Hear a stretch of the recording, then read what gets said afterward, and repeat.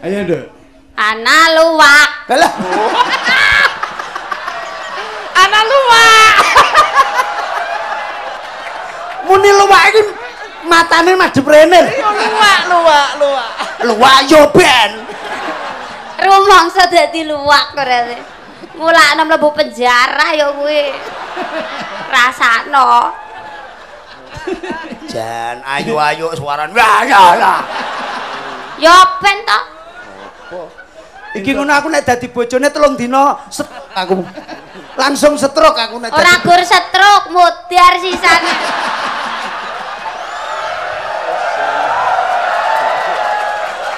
Wes ngene anu modar ora apa-apa anggere entuk kuwi wis ngono wae. Wah, Wes TKT ora apa-apa. gede. Tak ning kebon wis. TKT gede tenan. Wes. Warisanmu wis entek didol apa enggak didol? Kok aku jete modal wingi rambutku dinyang 3 miliar. Ora Tapi 3 miliar. Jangan takut. Pertahankan predikatmu yang begini. Lo rambutku luwak, 3 miliar luwak. ora tak keke wong sandas-ndase kok.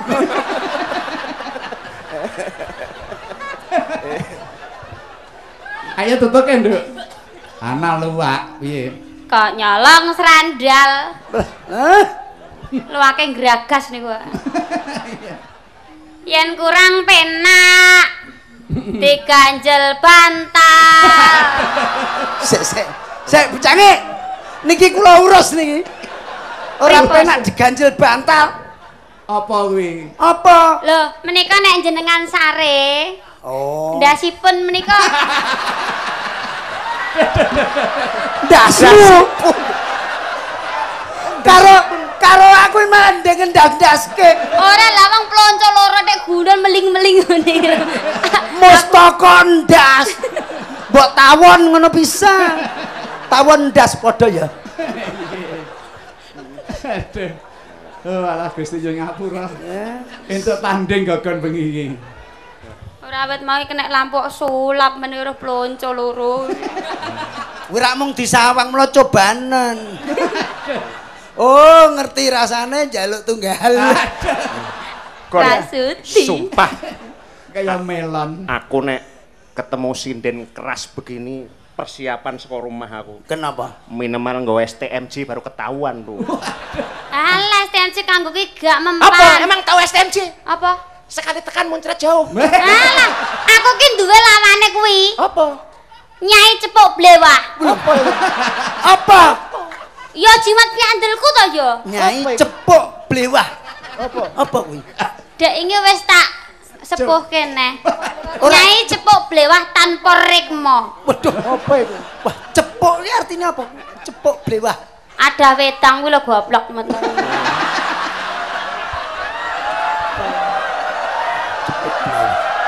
Cepuk. Tak pikir nek cepuk ki nuncep rada empuk. Lah wong sinden ayu-ayu kok ngombe nganggo cepok iki lho. Aku iki pesindan geragas kok. Orang geragas gaulin, gaulin. Gaul apa bapakmu maling kuwi? Apa ene wedo nganggo cepuk? Wong gaul mengko Pak unjukane ngangge cepok. Oh gaul. Ya sak karepku to. Sinden Iya, nekat. Jarno wae, jarno ae engko nek mulih dicegat ning dalan. Waduh. Arep lewat ngendi kuwi? Lewat Kranji kok tak tunggu ning gone Grogol. Weh. Ya ora ketemu.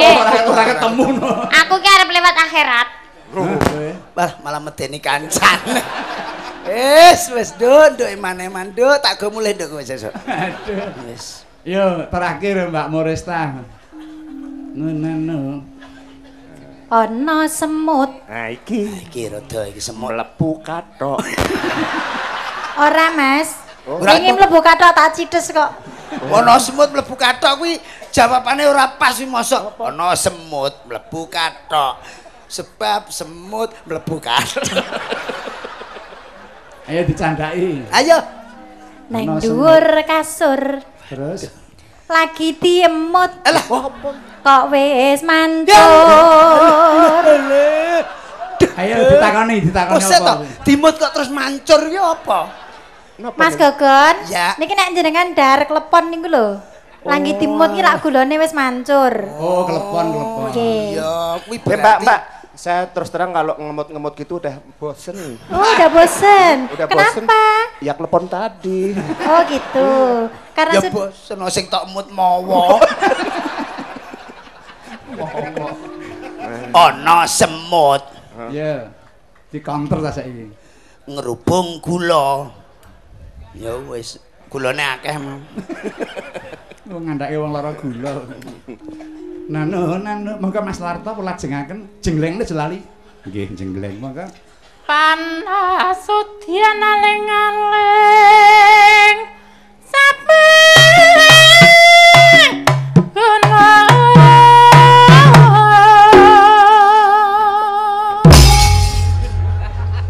Urung nyebur-nyebreng. Rada wedi.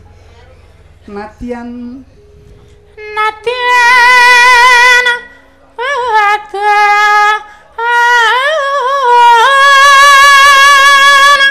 sarta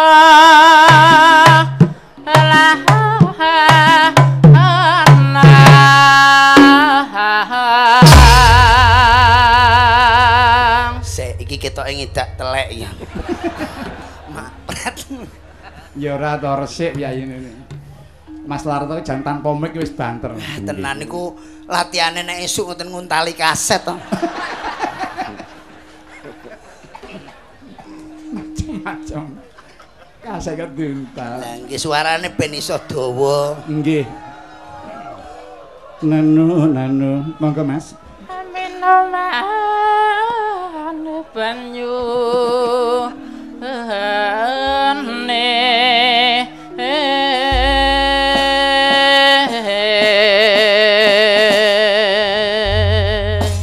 Salanggame monggo Mas Larto.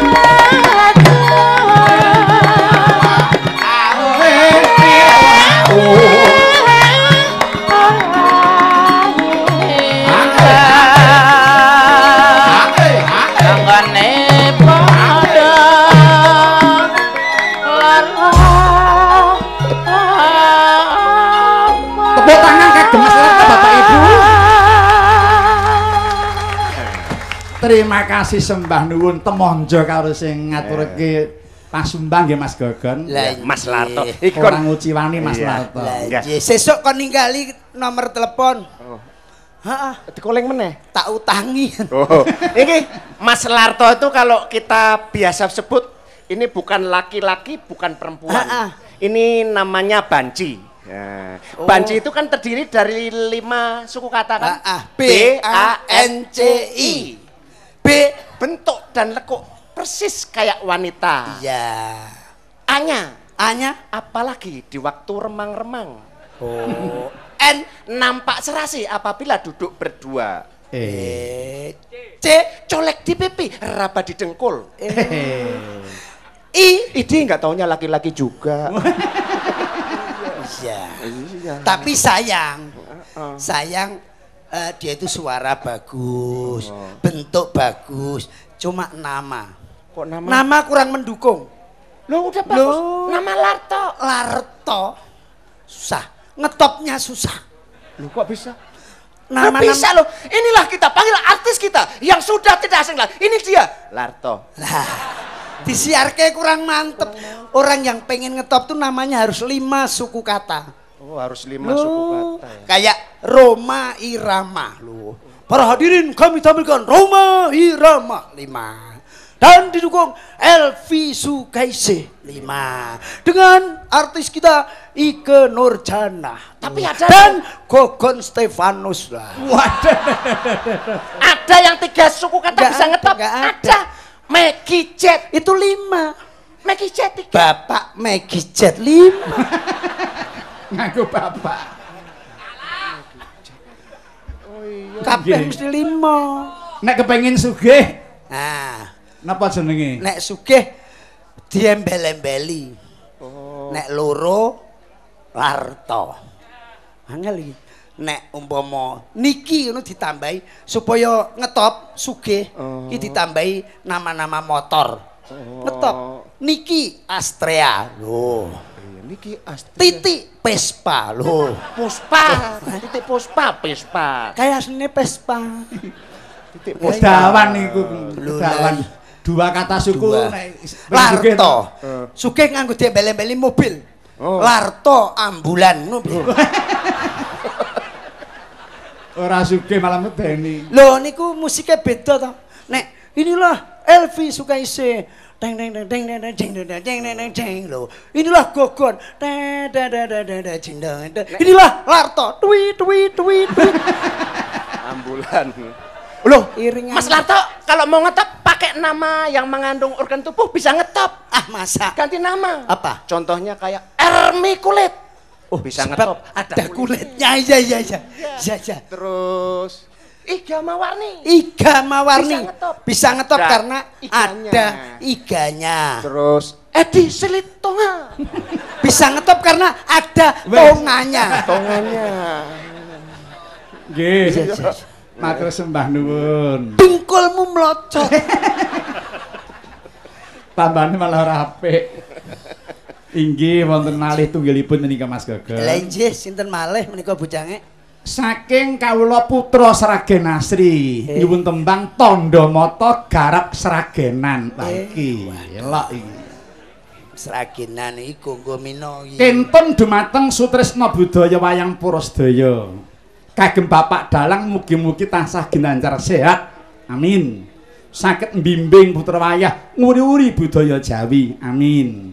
Saking kawula Pak Sutarji Unindra ing Jakarta. Oh lah iki waris dhewe, Nduk.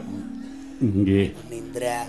Nggih, malah ngaturi pirsa Mas Tarji. Nggih. Insyaallah menawi Gusti paring ridha tanggal 23 Oktober anak kula Bayu badhe pentas wonten Taman Mini. Piyambak pun Bayu. Ingkang nimbali nggih Unindra menika Pak Tarji. Nggih. Langkung sae malih tambah pelawakipun. Wayangane klasik tanpa pelawak, Mas. Lah jadi dipeksa to. Sing penting ki rak embel-embele. Dengan hormat Bapak Dalang Haji Anom Surata, pemuda-pemudi Karang Taruna Perum Pondok Cipta minta lagu dangdut gaya Sragen. Antara lain Gelang Kalung dan Sarung Jagung. Terima kasih pemuda-pemudi Karang Taruna Perum Pondok Cinta Bekasi Barat. Nggih. Menika tandha mata rumiyin nggih pun aturaken garap sragenan. Monggo Mbak Pahmi pun aturaken Mas Gogon sampe ngantos kesupen. Oh nggih. Garap sragenan. Oh lah nggih. Monggo pun aturaken, Jo.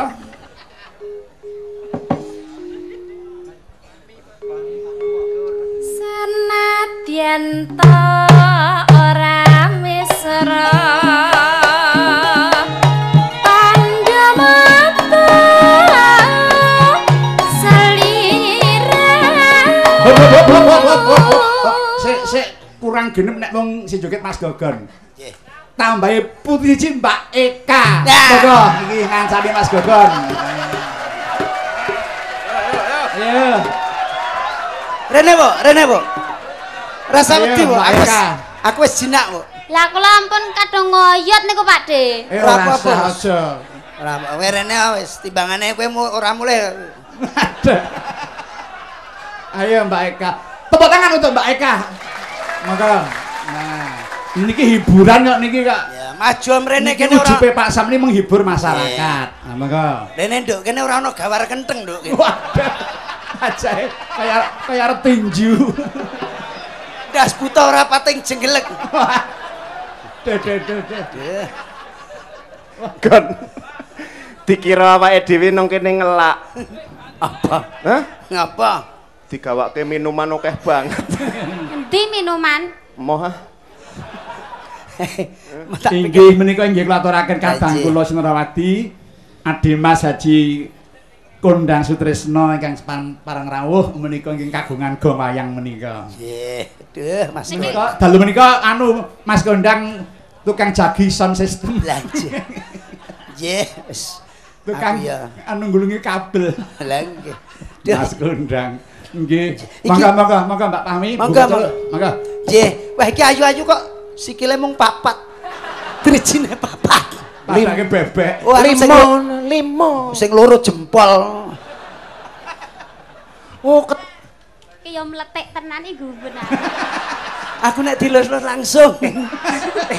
wong wedok ki kudune le nakoni alus. Nyun ngapunten Mbak keturunan Putri Duyung nggih. Kenapa? Kok sikile jeber? Iki ora jeber. Meletek-meletek. Kowe nek digajul mbok lho. Iki manggan maro tangan lho bocah iki. Oh lah kula nek diantem malah seneng kok. Aku ki berang-berang dino iki njagakne antemane dheke kok. Gogon. Udan Kapok ora kowe. iki mau tak rungok-rungokke aku wis tak empet lho. Iki ning kupingku rada panas iki. Endi sing panas ndelok kupinge? Iki ya. Hah, didemek Oh, malah adem. panas sih. Didemek malah adem. Jen. Wong edan. Ayo Anu- mik disalahke, ayo jeget kon. Musik. Waduh, musik. Dah. Iki- jane iki Wasit. sinden apa Wasit iki. apa Satpol PP biantere. Iya. Lah, alah. Aku ya petantrangan kaya Mula kudu ngati-ati wedok tanding karo iki. wedokne yang ngene. Iya. Senadyan ta ora mesra tandha mata saliramu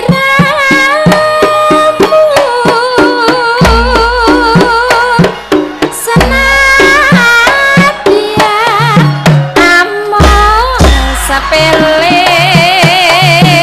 ngelingake kabeh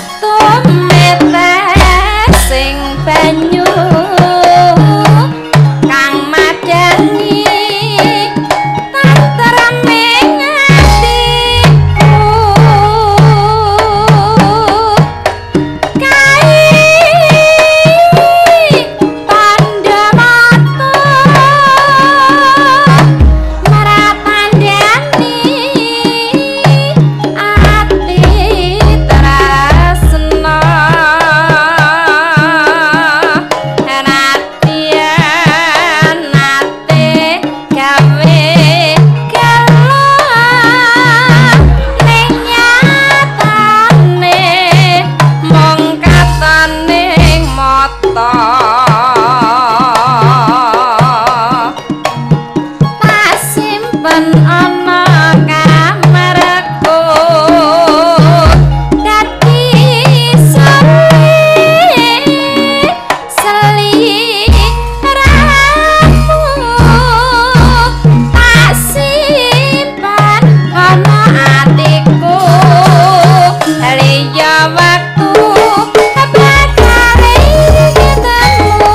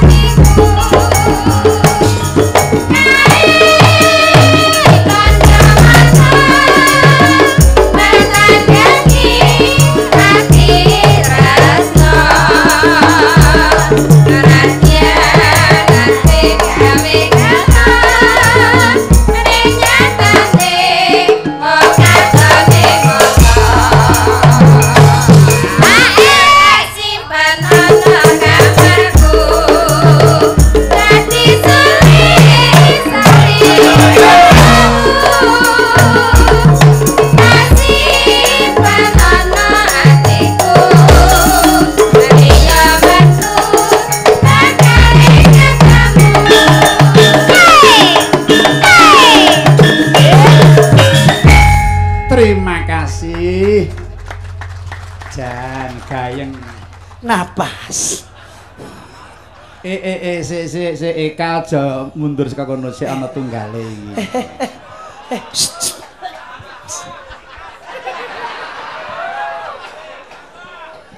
Ngapa? Ngapa? Aku malah wedi. Kon Eka ini bener-bener perempuan sejati. Kandhane. Iya. Jenenge wae wanita. Wanita. Wan itu jelas perawan. Ta itu senjata. Ni itu nitip. Jadi wanita itu perawan untuk penitipan senjata. Nggih, monggo sinten sing badhe ajeng titip. Lah kok malah tawa itu. Sik. Ndak kedisian gonku titipno. Wis ora karuan genahe. Gelang kalung Nduk Eka sampeyan dhewe sing sinden monggo. Nggih. Seniki Pakde.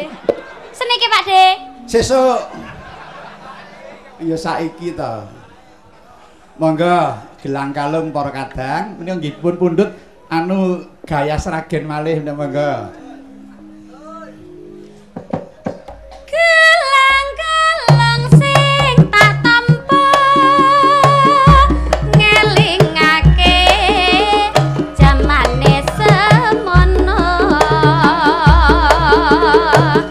nalika biyen-biyene tresno aku nganti seneng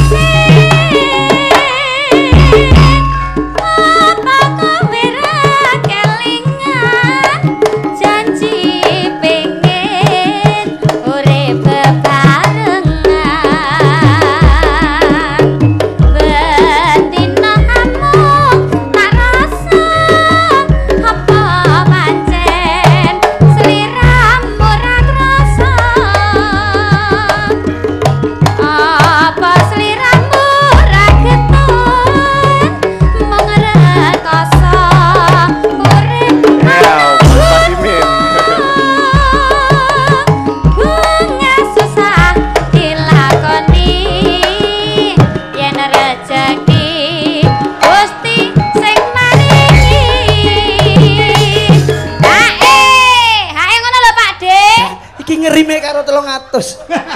Ndi? Kene. Oh, iki wedokan ya mendem. Wong ayu-ayu kaya moto duwiten. Aku ki gak moto duwiten ki ora. Ki tak sumbangke karo fakir miskin. Sing miskin sapa? Aku. Iki ngono ya termasuk kere. Iki mustaka lho. Oh, nggih menika ndasipun. Terus demetna.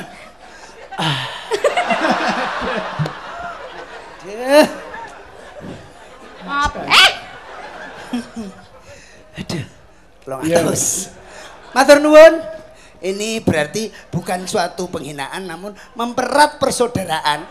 Seduluran ki 300. Saya terus terang bukan berarti meremehkan Pak Wasimin kalau begini-begini. Bu nggak usah begini-begini. Memang yang lain nggak ada. Malah jaluk tunggale. Bojomu sini-sini Pak Dek lajeng cerita, dek ngeten dagelan niku ta teng daerah Solo mriku kan nampa saweran 300. Terus di saki dhewe niku teko ngomah stroke niku Pak Dek. Oh iya stroke. Kae bucange ora iki apa kowe iki ra ngerti ceritane. Sing stroke ya aku ning wis mari. Lah kok garek modare. Ora apa-apa, engko nek aku mati marani kowe. Aku ra ning omah kok. Hah? Aku lagi tamasya. Nah, tak goleki ning juruk. Iya terus tak padakne rupamu. Lah iya ya karo rupamu barang. Iya.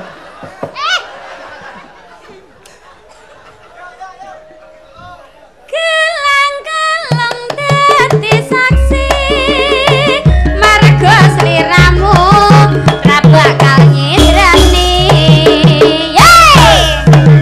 Wiwit donya nganti akhir duh wong bagus sing tak pikir-pikir.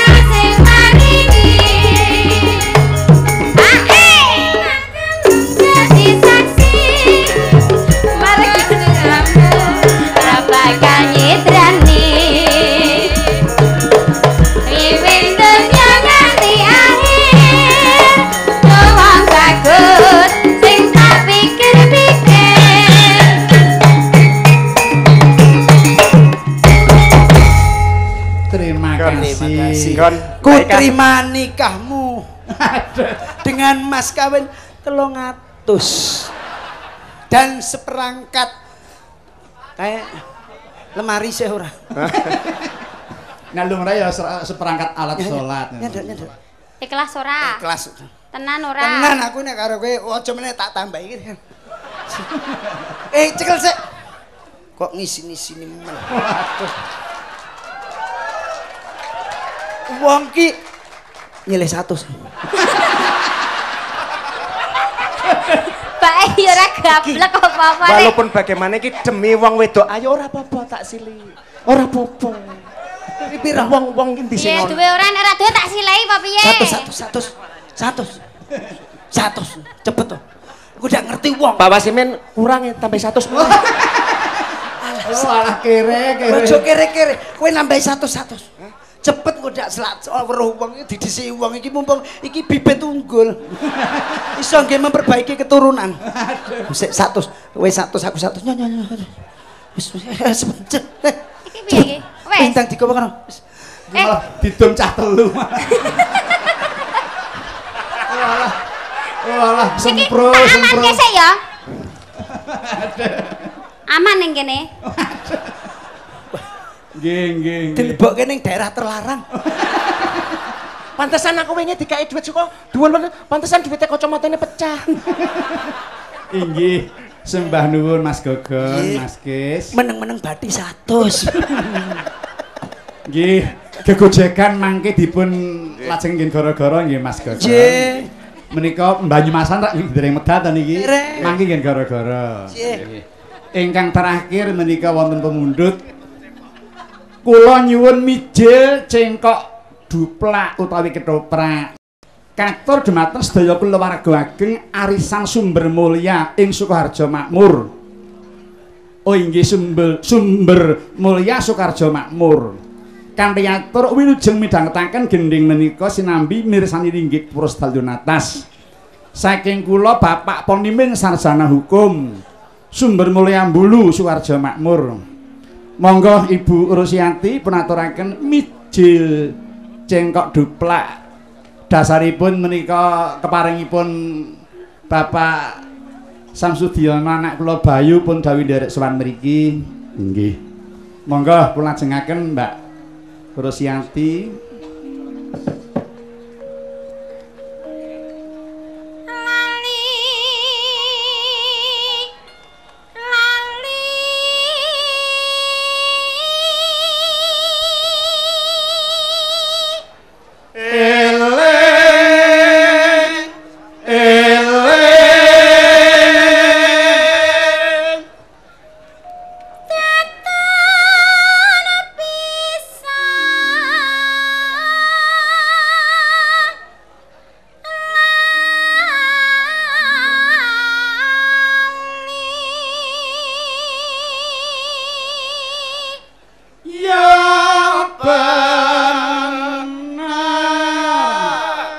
Kunjuk pemunden kula Bapak Irjen Polisi Dr. Haji Edi Sunarno saha Bapak Usada tuwin Bapak Narno wilujeng midhangetaken mijil cengkok duplak. Monggo Bu.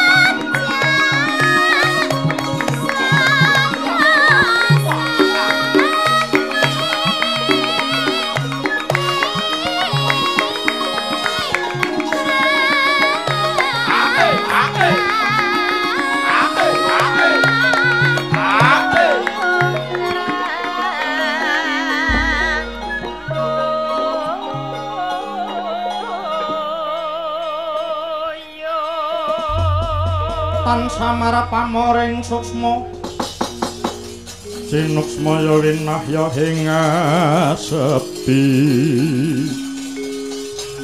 sinimpen talanging kalbu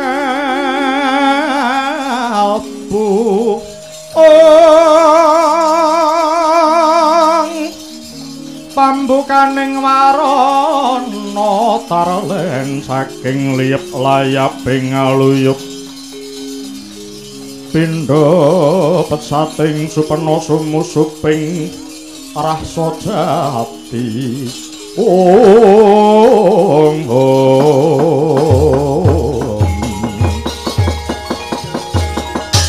pahni pawaka siking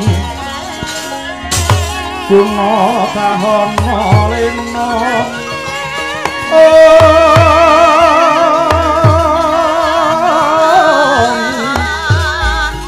Cata trining rana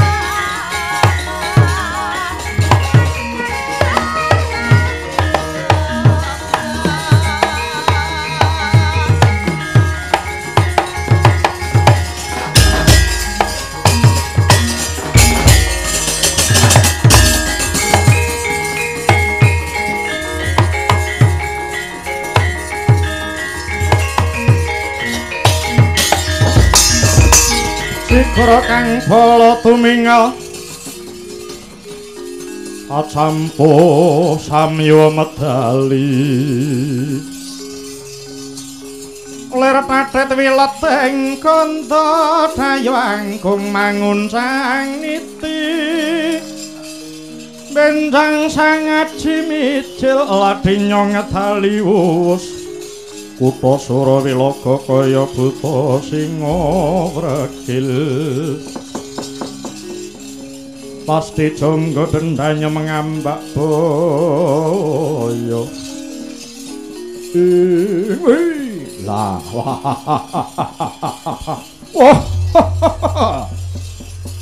Paman Sengguni sampun miyos saking pendhapi jangkar bumi.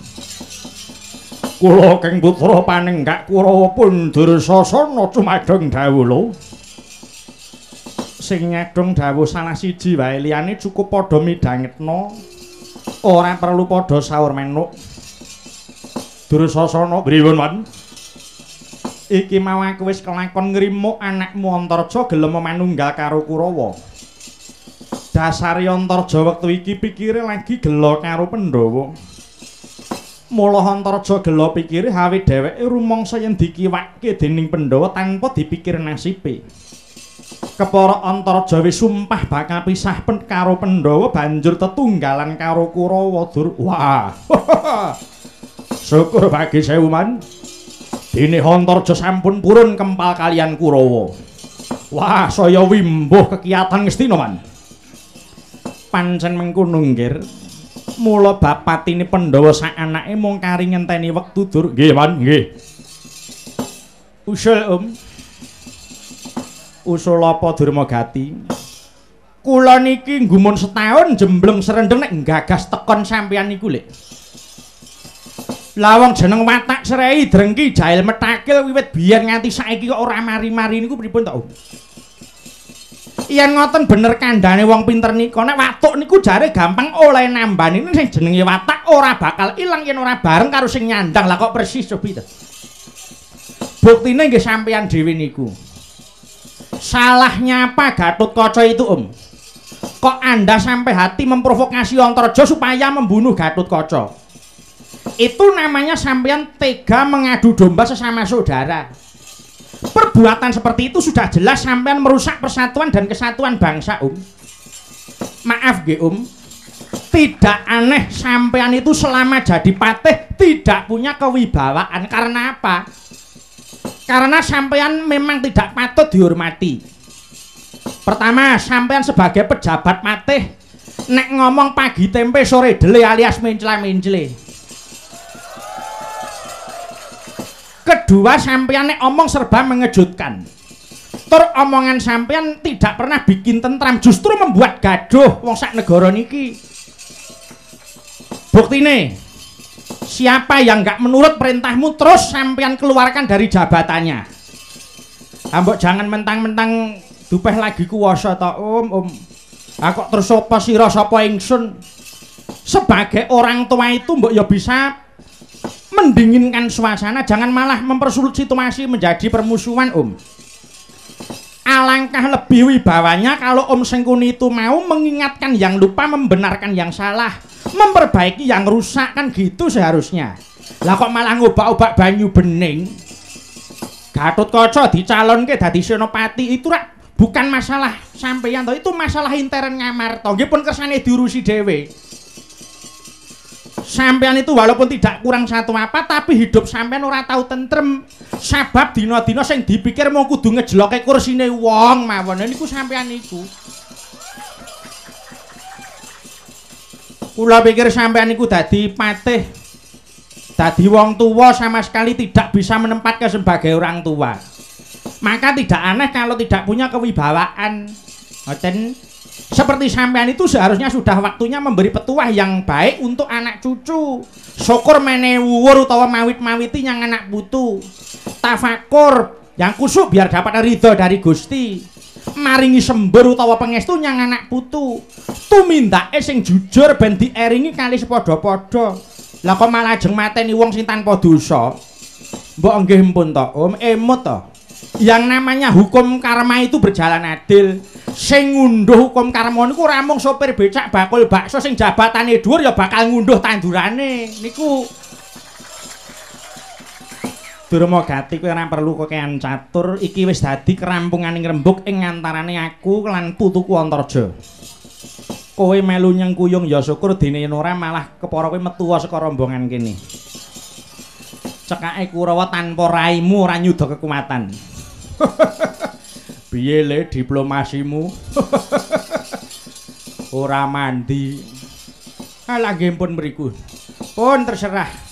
Nek ajeng tumindak culika sing di gul-gulke pun mriku kersane. Yo malah gek ndang maju, ndang perang, ndang geger, sengkuni ndang mudar. Niku malah ndang ayem negarane. Wong edan iki malah nyengkake paman patih. Wis men sak karepe. Swatama kula wonten dawuh. Mara kowe metu njaba perintah marang para madya gawan saka Ngastina. Nyegat lakune Antasena aja kongsi dheweke bali mulih marang Praja Ngamarta. Yen gelem dirimuk supaya bali kumpul kelawan Antarja, kumpul kelawan para Kurawa kabeh iki. Yen dene Antasena beguguk ngutha weton wajib dirampungi nyawane. Nok nistaken dawuh kepareng Madal Pasilan. Sing ati-ati Swatama. Mundur sang Swatama. Undanging Prawadya bala semya sawega.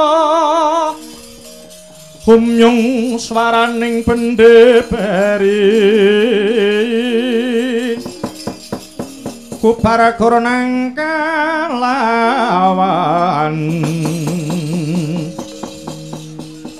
Poksor tambur nyemang suling Papandan talut tak pendera miwah Kakondo mawarana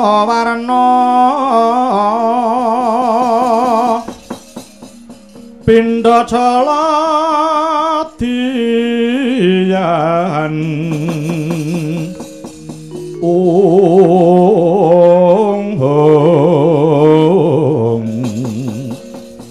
Asri kawuryan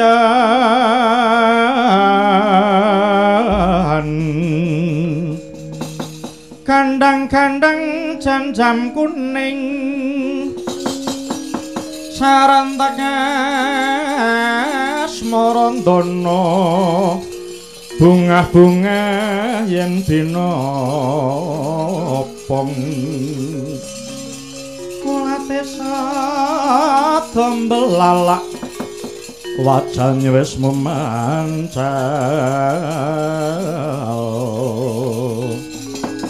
asmelir kapas madu wong ireng sinanggara rukma Parmatur dhateng Paman Patih Purmadya bala sampun samapta ing gati sawega ing diri kabidalaken sewanci-wanci mboten badhe tundha bima syukur bangkis kedhi jumur manasira dadi pambantang lagu Parmadal Pasilan paman enjing bidal gumura saking jangkara bumi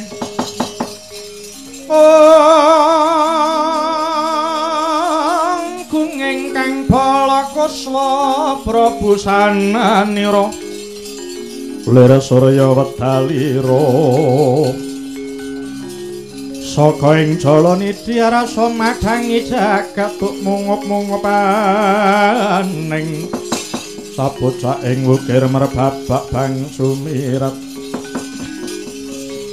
ana sarating surya nampek mega lan gunung-gunung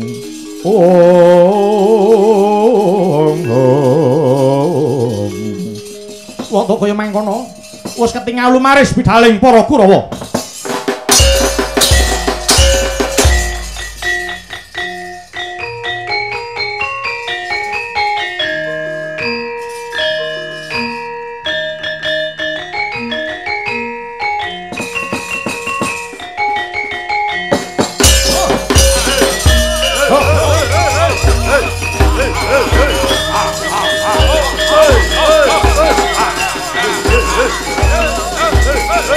Hey!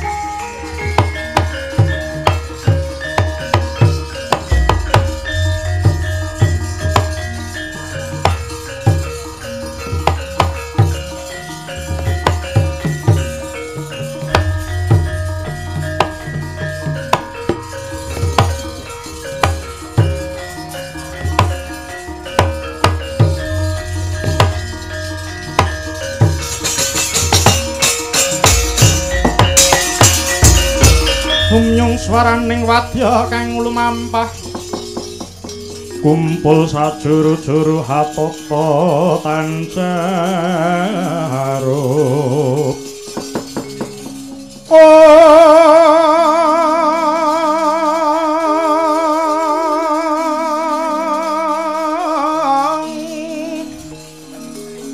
tenira metarana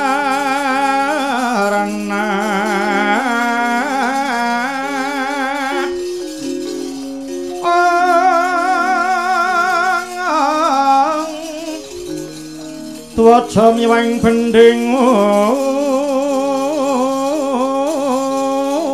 kung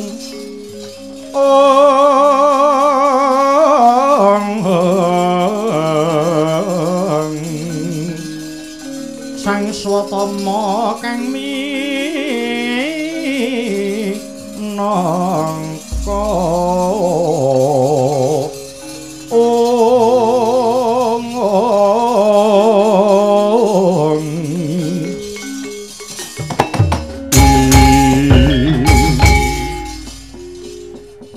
tak wis padhake iki anakku lanang Antasena iki. Iya Pak Puh. Kok kaya wong kegelan ki mentah saka ngendi, Nggir? Iya. Bubar nemoni Kakang Antaraja kok Pakde. Sajak ana wigati kulup, iya kepara nyata. Kakang Antaraja tak takoni sabab apa kok ora tau seba nyang Ngamarta. Jare dheweke gelo karo pepunden Pandhawa. gelane perkara Kakang Gatut dipilih dadi senopati wangune Kakang Antarja merengguk atine. Dilalah ketambahan karo dayoh sang provokator julik Sengkuni kae mau. Wah, saya mamak mripate Kakang Antarja. Mula tinimbang jotosan karo waris, luwih becik aku nyingkir wae kok Pakde. Iya jagat dewa Bathara Pacoban kok ora leren-leren mung gilir gumanti. Antasena, piye Pak Puh? Niatmu kuwi becik merga ngelingke sedulur sing lagi lali. Mula percaya, nggir, lakumu mesti tinuntun dening Pangeran Antasena. Mongko kae mau rasanane barep ngluruk nyang Amarta ki Pakde. Malah aku krungu dhewe Kakang Antarja dibebujuk karo Bedhes Sengkuni supaya mateni para pepunden Pandhawa. Kaget risang kapirangu rinangkul kinembit kempit dosa ngertnaning bawana ing Antasena piye Pakdi? Perkara Kakangmu Antarja mengko ben pepundhenmu Pandhawa dhewe wae sing ngelingke. Jibaku aku kelaman kowe duwe jejiban sing ora enteng ya kuwi kudu bisa misahke antarane Kurawa lan Kakangmu Antarja. Iya. Yen kuwi perkara gampang. Sing baku aku kudu ketemu karo Sengkuni tak gecek urip-uripan kok. Wis sak ngarepmu. Yen mengko aku njaluk pangestu, coba tak pethukke sapa sing dadi cucuk ing baris Wanoman. Semangkahan grus-grus sumbar lindu bumi gonjing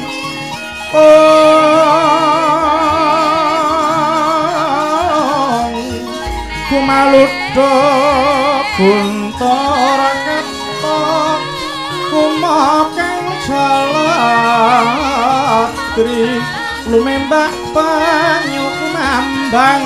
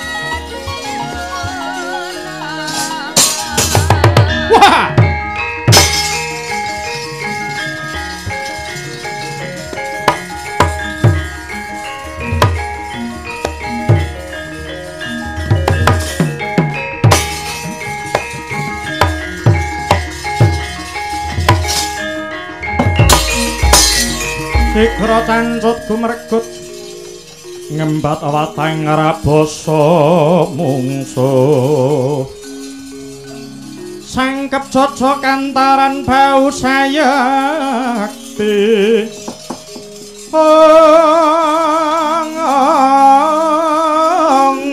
dingolena prapteng lampus sirna madyaning palugun ngaglah ana tengah dalan ora pangling Antasena iki. Ora pangling Surtayu. Hus. Ora ngejeni karo wong tuwa.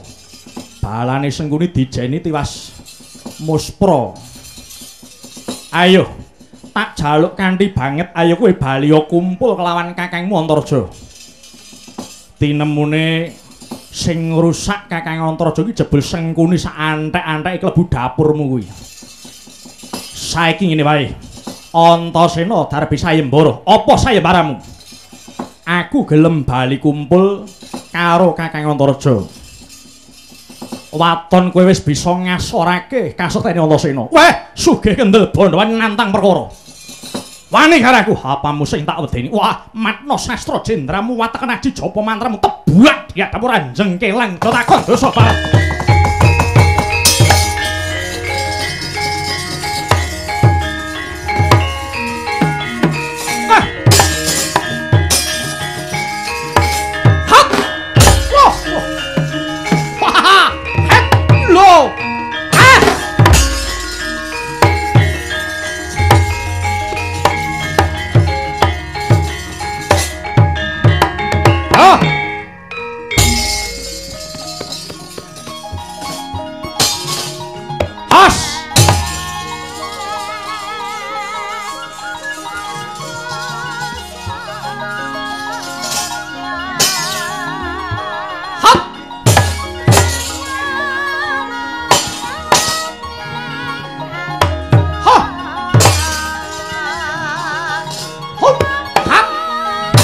biar.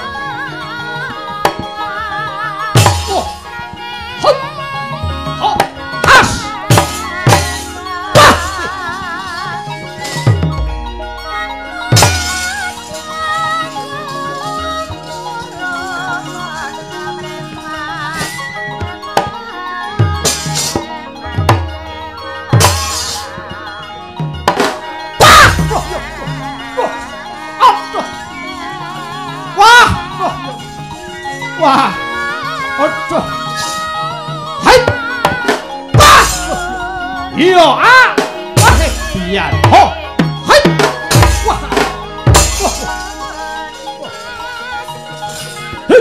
iya, hai, as, hai, wah, hei, hei, hot, ah, wah, wah, hei, hoi, ho, hoi, hoi, wah,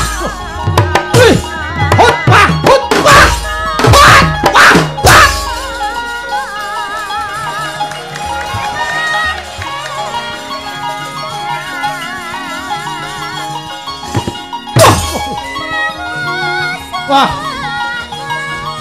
aduh,